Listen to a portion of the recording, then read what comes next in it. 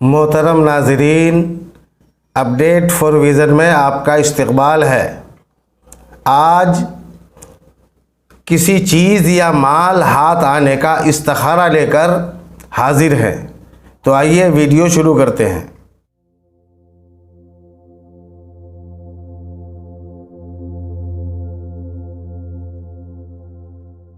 अगर कोई आदमी किसी चीज़ या किसी माल की तमन्ना रखता है और उसको हासिल करने के लिए बहुत सी तदबीरें करता है, तो उसको ये तरकीब करके देख लेना चाहिए कि वो चीज़ या वो माल हाथ लगेगा या नहीं लगेगा।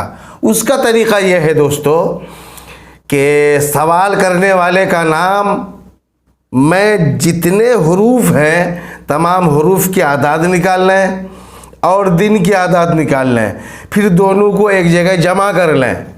उसके बाद 2 से तकसीम करें।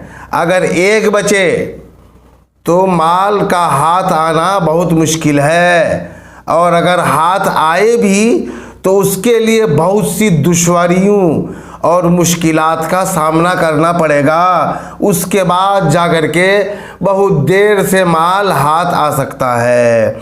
और अगर तकसीम करने के बाद 2 बचे तो आसानी से हाथ आ जाएगा। कोशिश करके देखिए, कोशिश बेकार नहीं जाएगी। इंशाअल्लाह माल बहुत जल्द हासिल हो जाएगा। अल्लाह तबारक व तआला तमाम मोमिनीन की नेक आरज़ुओं को पूरा फरमाए।